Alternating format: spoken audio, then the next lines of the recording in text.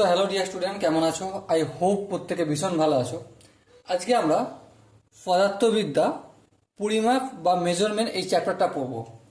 Basically এই চ্যাপ্টারটা আমরা মাধ্যমিক লেভেলের পড়ব। আর মাধ্যমিক লেভেলে যে সমস্ত কম্পিটিটিভ এক্সাম হয়, যেমন ধরো পলিটেকনিক এক্সাম বা অন্যান্য যে বিভিন্ন রকম পরীক্ষাগুলো হয়, ঠিক আছে, সেই পরীক্ষাগুলোর ওপর বেস করি, সেই পরীক্ষাগুলোর ওপর ভিত্তি করি বা ক্লাস 9-এও এটা রয়েছে এই চ্যাপ্টারটা, সেটার উপর বেস করি আমি এই চ্যাপ্টারটা ডিসকাস করব। ওকে, তো চলো পরিমাপ যে চ্যাপ্টারটা রয়েছে, ফার্স্ট আমরা যে জিনিসটা জানবো সেটা হচ্ছে ভৌত রাশি। কি জানবো? ভৌত রাশি কাকে বলে? এই ভৌত রাশিটা কি? আবার এক প্রাকৃতিক রাশি বলে। কি বলে? ভৌত রাশিটা কি? প্রাকৃতিক রাশি বলে।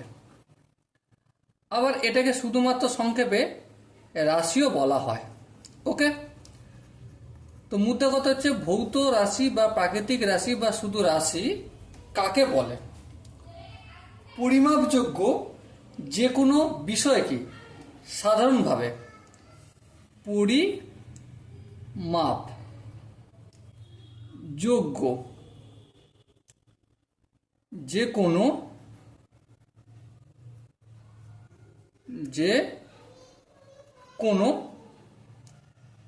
প্রাকৃতিক বিষয়কেই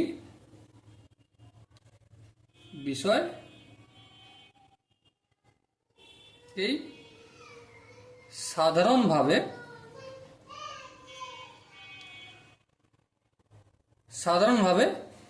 প্রাকৃতিক রাশি বা ভৌত রাশি বা শুধু সংক্ষেপে রাশি বলা হয়।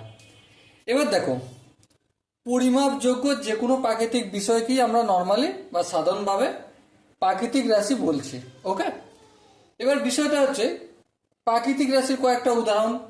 যেমন ধরো এক্সাম্পল হচ্ছে কোনো বস্তুর ভরকে মাপা যায় কি যায় না? হ্যাঁ, মাপা যায়। তাহলে ভর কি প্রাকৃতিক রাশি না প্রাকৃতিক রাশি নয়? অবশ্যই ভর একটা প্রাকৃতিক রাশি। আবার দেখো দৈর্ঘ্য, কি বললাম? দৈর্ঘ্য। তো দৈর্ঘ্যকে কি মাপা যায়? হ্যাঁ, মাপা যায়। তাহলে দৈর্ঘ্য কি প্রাকৃতিক রাশি কি প্রাকৃতিক রাশি নয়? অবশ্যই রাশি। আচ্ছা, কার্য, কি বললাম? কার্যকে কি মাপা যায়? হ্যাঁ, মাপা যায়। তাহলে কার্য প্রাকৃতিক রাশি না প্রাকৃতিক রাশি নয়? অবশ্যই কার্য প্রাকৃতিক রাশি। আবার ধরো ক্ষমতা, কি বললাম? ক্ষমতাকেও তো আমরা মাপতে পারি। হ্যাঁ, মাপতে পারি। তাহলে ক্ষমতাকে কি আমরা প্রাকৃতিক রাশি বলবো? অবশ্যই ক্ষমতাকেও আমরা প্রাকৃতিক রাশি বলবো। আবার ধরো চাপকেও আমরা মাপতে পারি। হ্যাঁ, মাপতে পারি। সেই জন্য চাপকেও আমরা প্রাকৃতিক রাশি বা ভৌত রাশি বা নর্মালি রাশি বলে থাকি। ওকে,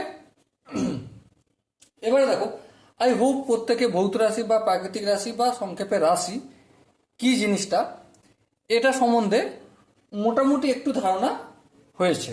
ওকে, চলো নেক্সট আমরা যে বিষয়টা জানবো, রাশির প্রকারভেদ। কি বললাম? রাশির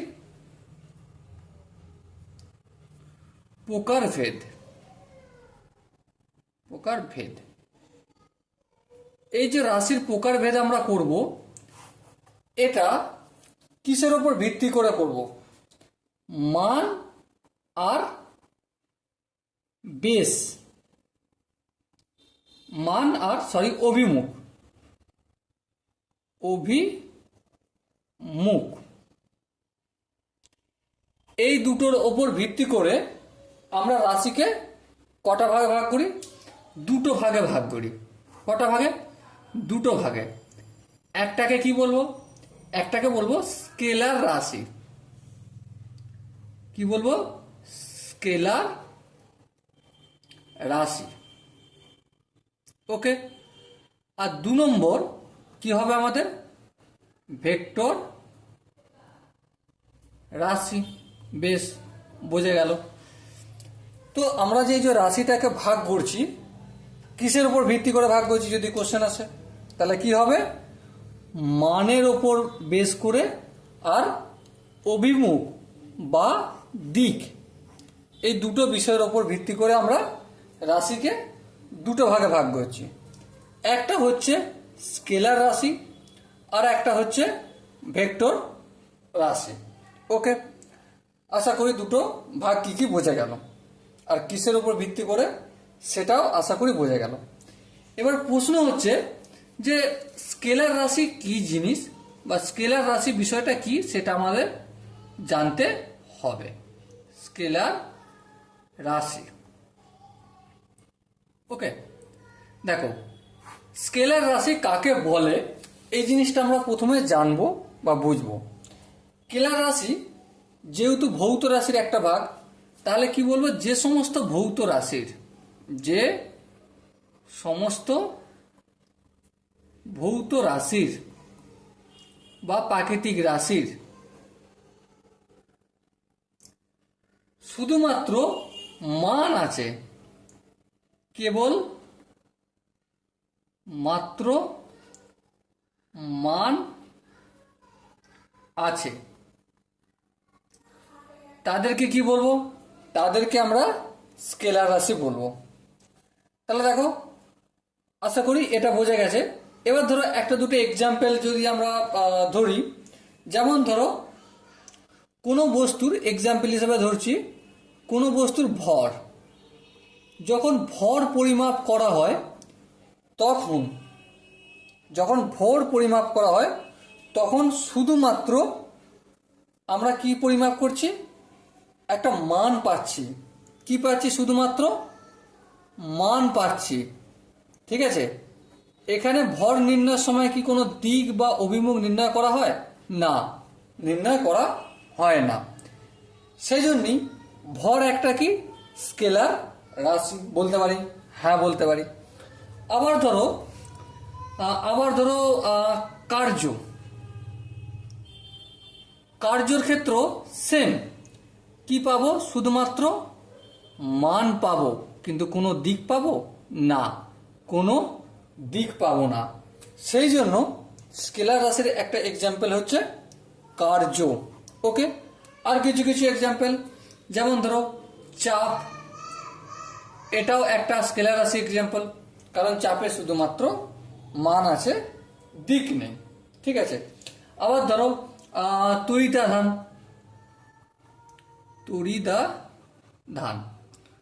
তড়িতাধানেরও মান আছে, দিক নেই, সেজন্য এটা স্কেলার রাশি।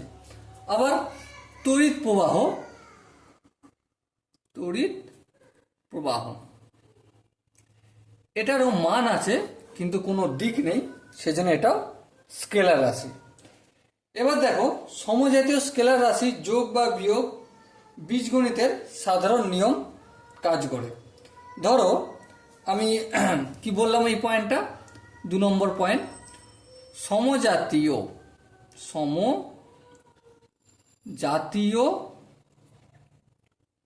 স্কেলার রাশির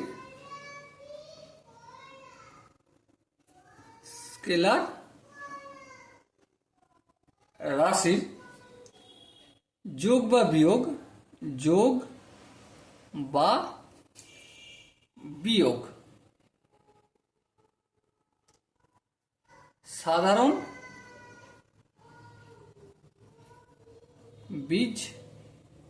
সাধারণ বীজগণিতের নিয়ম প্রয়োগ হয়। এবার দেখো এই যে লিখলাম পয়েন্টটা, এর মানেটা একটু ডিসকাস করা যাক, তাই না? দেখো সমজাতীয় স্কেলার রাশি, সাপোজ মনে করো ভর, আমরা একটা এক্সাম্পল দিয়েছি, ভর একটা স্কেলার রাশি। হ্যাঁ, ধরো কোনো বস্তুর ভর হচ্ছে 5 কেজি। কি বললাম? কোনো বস্তুর ভর হচ্ছে, আমরা কি বললাম, 5 কেজি, তাই না? আবার অপর একটা বস্তু যার ভর হচ্ছে 2 কেজি। কি বললাম? একটা বস্তু যার ভর হচ্ছে 5 কেজি, আবার অপর একটা বস্তু যার ভর হচ্ছে 2 কেজি। এবারে এই দুটোকে সাপোজ যোগ করব বা বিয়োগ করব, যাই না করি কেন, নর্মাল যেমন যোগ বিয়োগ করা হয় সেম এখানেও করা হবে। তাহলে এখানে যদি যোগ করি তাহলে কত হবে, 5 আর 2 7 কেজি হবে। হ্যাঁ, আবার যদি বিয়োগ করি 5 থেকে 2 বাদ দিলে 3 কেজি হবে, তাই না? তো নর্মালি স্কেলার রাশির যখন সমজাতীয় রাশি, কথাটা মাথায় রাখতে হবে, এই যে সমজাতীয় এই কথাটা ভীষণ ইম্পর্টেন্ট একটা কথা। কারণ সাপোজ মনে করো 5 কেজি আলুর সাথে 2 মিটার 2 মিটার হাইটের কোনো ছেলের যোগ হতে পারে? হতে পারে না। তাহলে এটা মাথায় রাখতে হবে, সমজাতীয় রাশির যোগ বিয়োগটাই সম্ভব, ঠিক আছে? আর সেখানেই এই বীজগণিতের সাধারণ নর্মাল, যেমন আমরা বাড়িতে বসে পাটিগণিত বীজগণিতের যোগ বিয়োগ ইউজ করি না, সেরকমভাবেই ইউজ করা হবে। ওকে, আই হোপ এটা বোঝা গেছে। এবার দেখো 3 নম্বর পয়েন্ট যেটা আমরা ডিসকাস করব, সেটা কি, দুটি স্কেলার রাশির গুণফল, দুটি স্কেলার রাশির গুণফল। গুণফল কি হবে? সর্বদাই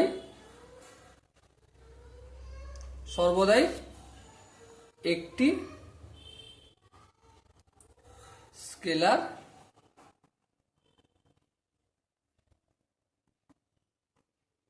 রাশি হবে। এই কথাটার মানে একটু আমরা ডিসকাস করি বা আলোচনা করি। সাপোজ মনে করো দুটি স্কেলার রাশি গুণফল সর্বদা একটি স্কেলার রাশি হবে। এর মানেটা কি? সাপোজ মনে করো 5 কেজি আলু আমার বাড়িতে নিয়ে আসছে। ওকে, 5 কেজি আলু নিয়ে আসছে। এবারে তার 3 গুণ বেশি আলু আমাকে আনতে হবে।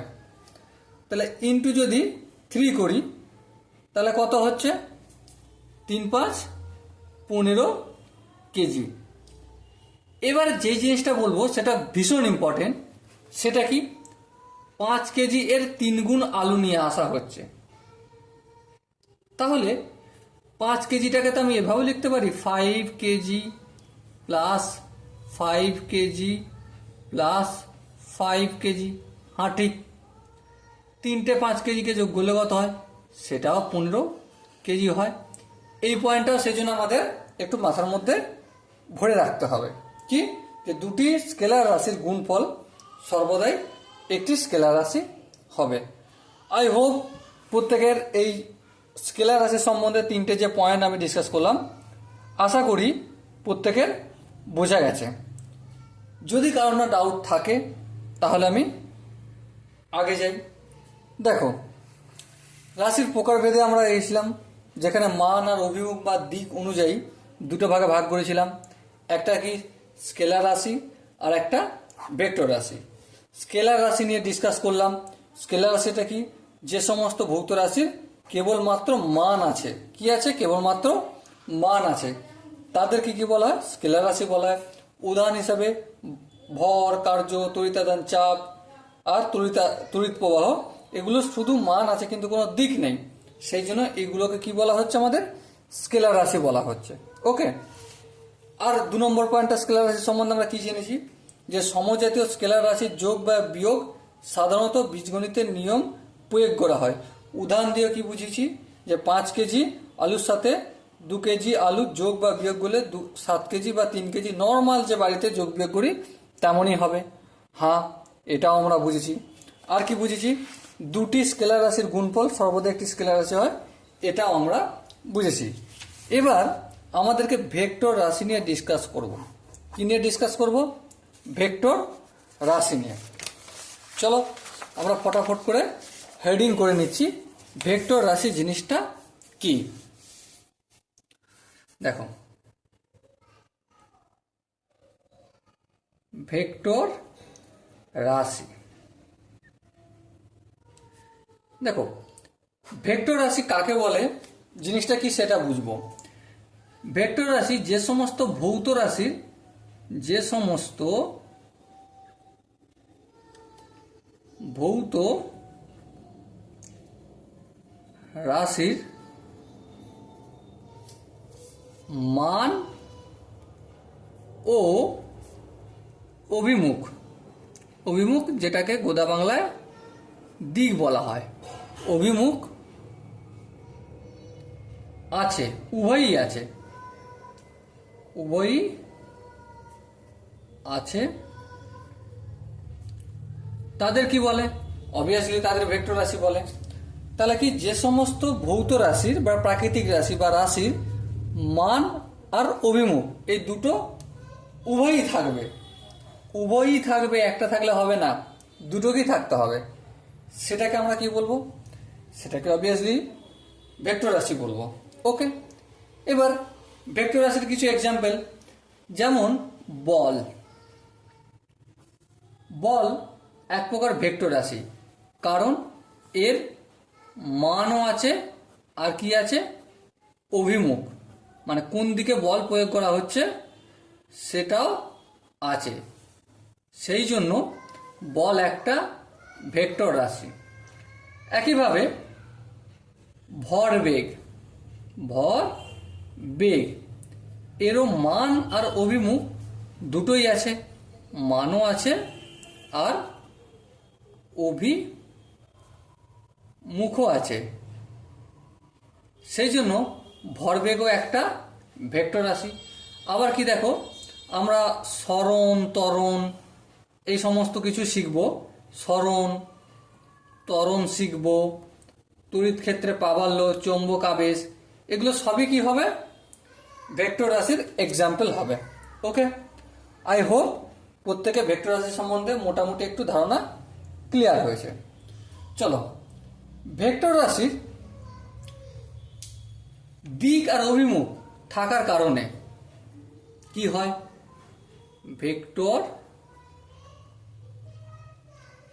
রাশির দিক বা অভিমুখ, দিক বা অভিমুখ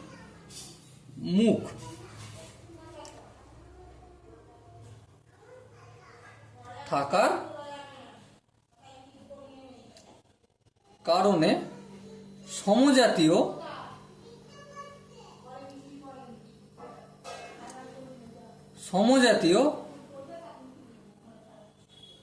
ভেক্টর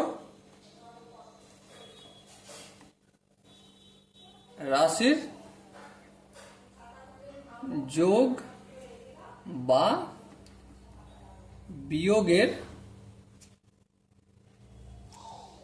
ক্ষেত্রে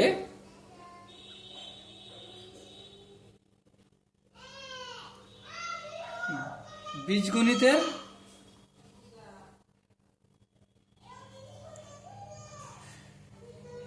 সাধারণ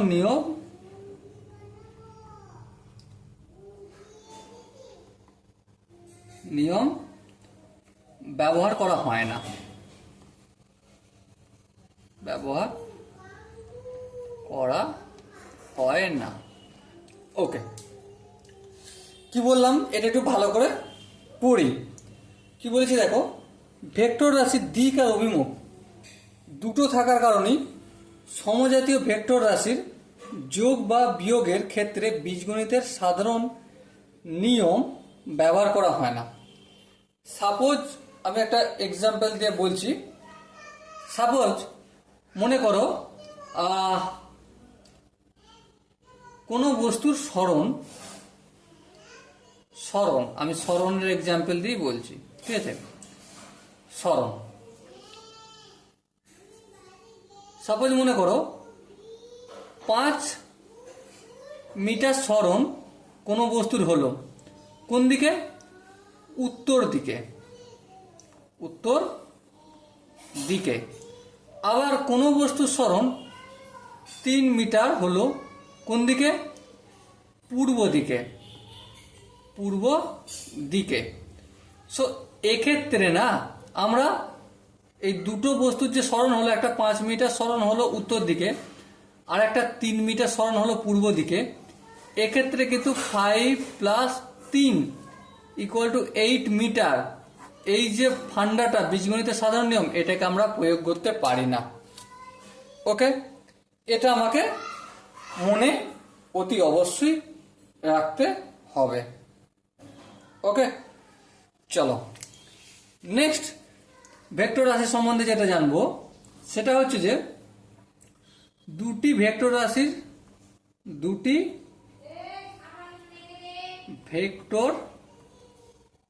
রাশির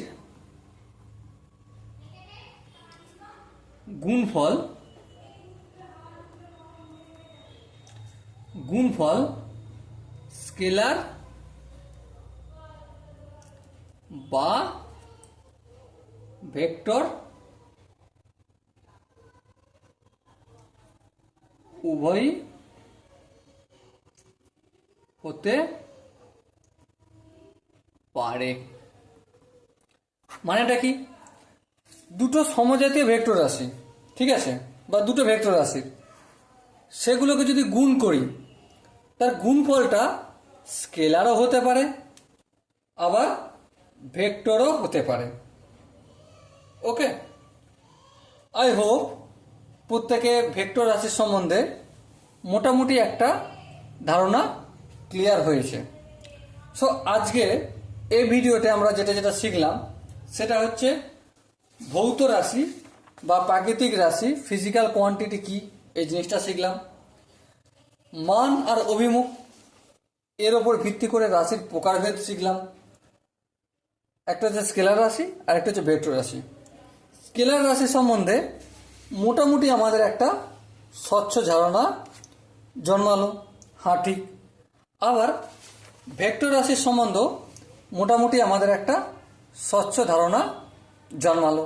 ওকে, চলো দেখা হচ্ছে পরের ভিডিওয় যে টপিক নিয়ে আলোচনা করবো সেটা হচ্ছে একক নিয়ে আলোচনা করব। ওকে, ততক্ষণ পর্যন্ত ভালো থাকো, সুস্থ থাকো এবং জয় হিন্দ।